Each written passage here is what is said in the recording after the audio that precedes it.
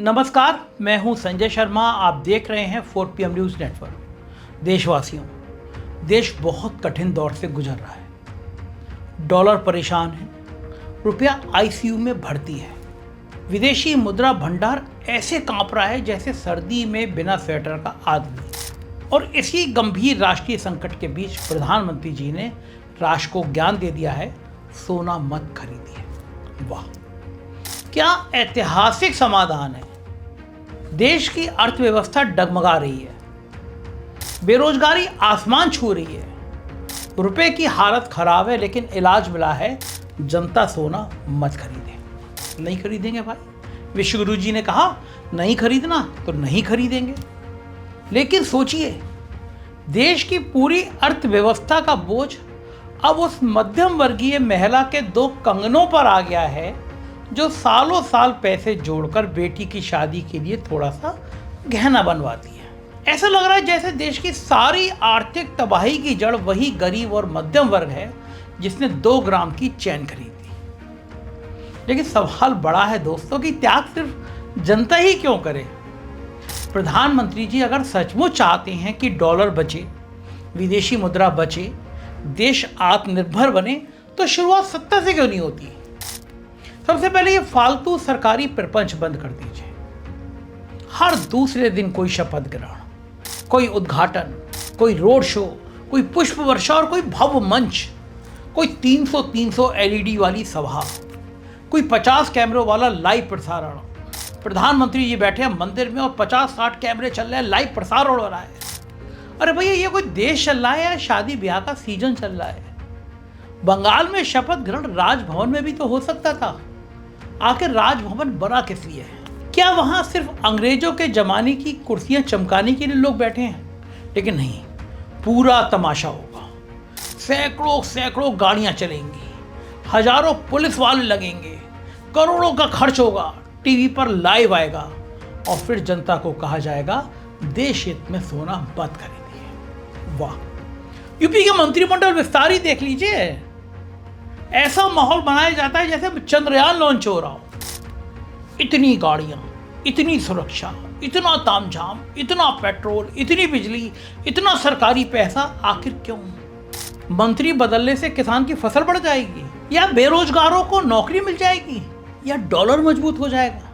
लेकिन सत्ता को दिखावा बहुत पसंद है। और सबसे मजेदार बात, प्रधानमंत्री जी जनता से सादगी की अपील कर रहे थे और उसी समय गुजरात में सैकड़ों गाड़ियों का जुलूस प्रधानमंत्री जी निकाल रहे थे। सैकड़ों गाड़ियां, किलोमीटर दूर, किलोमीटर लंबा काफिला, दर्जनों SUV, black cat, pilot car, jam में फंसी जनता, रुकी हुई एम्बुलेंस, और टीवी पर एंकर चिल्ला रहे थे, देखिए जन सैलाब। जन सैलाब नहीं साहब, जनता का पेट्रोल जल रहा था। अगर देश सचमुच संकट में है तो इतने बड़े रोड शो की जरूरत क्या थी? प्रधानमंत्री जी वीडियो कॉन्फ्रेंस से भी जनता को संबोधित कर सकते थे। गुजरात की जनता को करते, असम की जनता को करते, उत्तर प्रदेश की जनता को संबोधित करते, लेकिन नहीं। राजनीति में सादगी सिर्फ भाषणों में अच्छी लगती है। असल जिंदगी में तो सत्ता को चमक चाहिए, शो चाहिए, ड्रोन कैमरे चाहिए, हेलीकॉप्टर चाहिए, हजारों कुर्सियां चाहिए, और फिर उसी मंच से कहा जाएगा जनता त्याग करे। त्याग?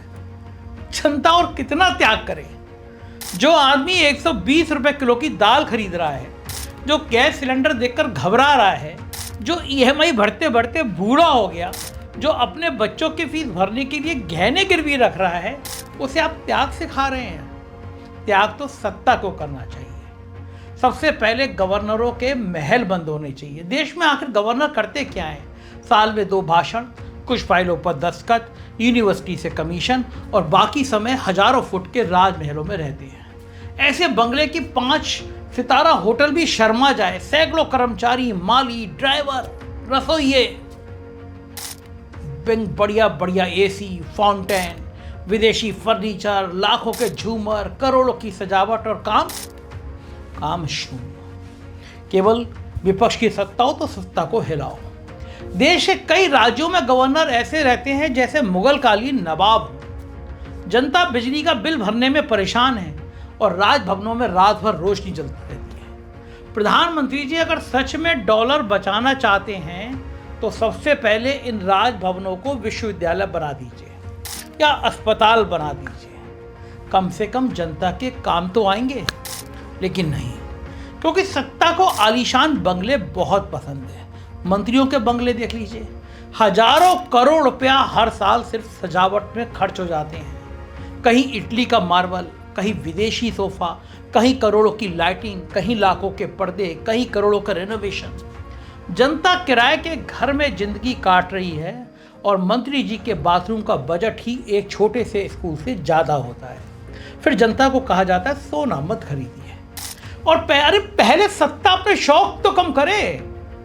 देश का सबसे बड़ा खर्च जनता के 2 कंगन नहीं है मोदी जी। देश का सबसे बड़ा खर्च सत्ता का दिखावा है। ये वीआईपी संस्कृति है, ये लाल बत्ती वाली मानसिकता है, ये रोड शो है, ये राजनीति है, ये हेलीकॉप्टर राष्ट्रवाद है। अगर डॉलर बचाना है तो सबसे पहले नेताओं के काफिलों को कम कीजिए। एक मुख्यमंत्री निकलते हैं तो ऐसा लगता है नाटो की सेना निकल रही हो। 20 गाड़ियां आगे, 30 पीछे, सायरन, जाम, पुलिस, बंद सड़कें, और बेचारा आम आदमी फुटपाथ पर खड़ा देख रहा होता है कि लोकतंत्र उसके सामने से निकल रहा है या लोकतंत्र का जनाजा उसके सामने से निकल रहा है। प्रधानमंत्री जी अगर सचमुच गंभीर है तो कानून बनाइए कि कोई मंत्री 5 गाड़ियों से ज़्यादा के काफिले में नहीं चलेगा। 5 भी क्यों, 2 गाड़ियों से ज़्यादा की जरूरत ही क्या है।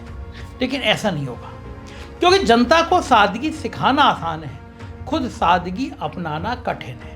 और सरकारी कार्यक्रमों की फिजूल खर्ची देखिए। एक छोटा सा उद्घाटन भी होगा तो मंच ऐसे बनेगा जैसे फिल्म फेयर अवार्ड। हजारों कुर्सियां, सैकड़ों एसी, विशाल एलईडी स्क्रीन, फूलों के पहाड़, करोड़ों के विज्ञापन और फिर मंच पर भाषण। हमें ये खर्च कम करना होगा। सुनकर जनता भी हंसती होगी कि आज देश में सबसे बड़ा उद्योग क्या है, इवेंट मैनेजमेंट। हर चीज इवेंट बन चुकी है। सड़क बनी इवेंट, ट्रेन चली इवेंट, मूर्ति लगी इवेंट, फीता कटा इवेंट, और हर इवेंट में करोड़ों का खर्च। लेकिन जब जनता महंगाई की बात करे तो कहा जाता है कि राष्ट्र हित में सहयोग कीजिए, सोना मत खरीदिए। अब जरा सांसदों और विधायकों की सुविधाएं देखिए। मुफ्त यात्रा, मुफ्त बंगला, मुफ्त इलाज, मुफ्त स्टाफ, मुफ्त बिजली, मुफ्त पानी और ऊपर से पेंशन। एक बार विधायक बन गए तो जिंदगी सेट। जनता 40 साल नौकरी करे तब भी पेंशन नहीं। अग्निवीर का हाल देख लीजिए। लेकिन नेताजी 5 साल कुर्सी पर बैठे और जिंदगी भर सरकारी सुख भोगे, ऐसा क्यों? अगर देश आर्थिक संकट में है तो सबसे पहले नेताओं की पेंशन बंद हो। पूर्व विधायक और पूर्व सांसद कोई राजा महाराजा नहीं होते, लेकिन भारत में राजनीति एक सरकारी लग्जरी पैकेज बन चुकी है। और इलाज की बात तो पूछे ही मत। नेताजी को छींक भी आ जाए तो विदेश में इलाज। सरकारी अस्पताल सिर्फ गरीब के लिए है। अस्पतालों की हालत ऐसी कि मरीज स्ट्रेचर ढूंढता फिरता है, लेकिन मंत्री जी का इलाज सिंगापुर में होगा। जनता पूछती है कि देश इतना महान है तो इलाज विदेश में क्यों? और फिर स्कूलों की बात। नेता शिक्षा के सुधार पर बड़े बड़े भाषण देते हैं, लेकिन उनके बच्चे विदेशों में पढ़ते हैं। अफसर सरकारी स्कूलों की मीटिंग लेते हैं और शाम को बेटे का कनाडा का वीजा लगवाते हैं। अगर सचमुच सुधार चाहिए तो नियम बनाइए कि मंत्री, सांसद, अफसर के बच्चे सिर्फ सरकारी स्कूल में पढ़ेंगे। बस 1 साल में पूरा सिस्टम बदल जाएगा। लेकिन ऐसा कभी नहीं होगा, क्योंकि सत्ता जनता के लिए नियम बनाती है, अपने लिए नहीं। और ये सोने पर ज्ञान देने वाले लोग खुद क्या करते हैं? शादी में किलो किलो भर सोना, मंच पर सोने का मुकुट, मंदिरों में सोने का छत्र। वीआईपी लोगों की बीवियां इतनी ज्वेलरी पहनती हैं कि ज्वेलरी शॉप भी शर्मा जाए। लेकिन टीवी पर भाषण, देश हित में सोना मत खरीदिए। अगर इतनी ही चिंता है मोदी जी तो कानून बनाइए। कोई मंत्री, कोई सांसद, कोई बड़ा अफसर अगर सोना पहनकर दिखे तो उसका जेवर जब्त हो जाएगा। फिर देखिए कैसी सादगी आती है। लेकिन नहीं, सादगी सिर्फ गरीब के लिए होती है, अमीर के लिए स्टेटस होता है। अब बात सरकारी यात्राओं की। प्रधानमंत्री जी, मुख्यमंत्री जी, मंत्री जी हर दूसरे दिन दौरा, हेलीकॉप्टर, विशेष विमान, सुरक्षा, होटल, काफले। क्या ये सब मुफ्त में होता है? अगर देश कठिन दौर में हो तो वीडियो कॉन्फ्रेंस से काम चलाइए। कोविड में जनता घर पर बैठ सकती है तो नेता क्यों नहीं? लेकिन जनता का त्याग अलग होता है और सत्ता का आराम अलग। और जनता को हमेशा डराकर रखा जाता है। कभी डॉलर के नाम पर, कभी युद्ध के नाम पर, कभी वायरस के नाम पर, अब नया डर हंटा वायरस। तो ठीक है, वर्क फ्रॉम होम लागू कीजिए, कम से कम पेट्रोल बचेगा, सड़कें खाली होंगी, प्रदूषण घटेगा। लेकिन नहीं, ऑफिस बुलाना तो जरूरी है, क्योंकि खाली ऑफिस देखकर सरकार को लगता है कि नियंत्रण कम हो गया।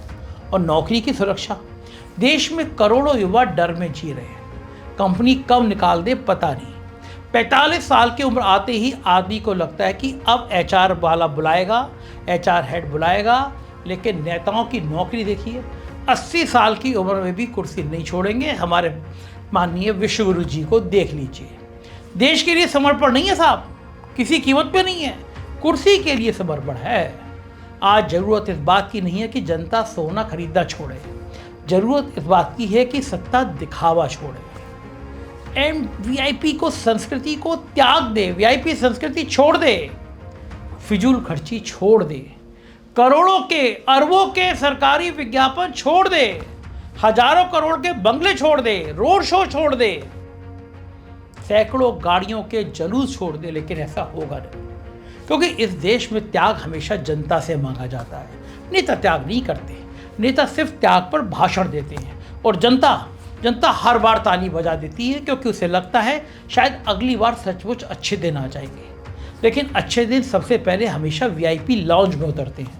जनता तक पहुंचते पहुंचते उनका पेट्रोल खत्म हो जाता है, एकदम खत्म हो जाता है। आप सोना मत खरीदिए, लेकिन हजारों करोड़ रुपए मीडिया को विज्ञापन देंगे कि हमारे विश्व गुरु का चेहरा चमकता रहे, विपक्ष के नेताओं की बैंड बजती रहे। तो दोस्तों, आपको क्या लगता है, क्या सोना ना खरीदने से काम चल जाएगा, या ये कोई नया स्टंट है? आप जो भी कहें, जो भी सोचें, कमेंट करके ज़रूर बताइएगा। चैनल को सब्सक्राइब कीजिएगा। शुक्रिया, थैंक यू।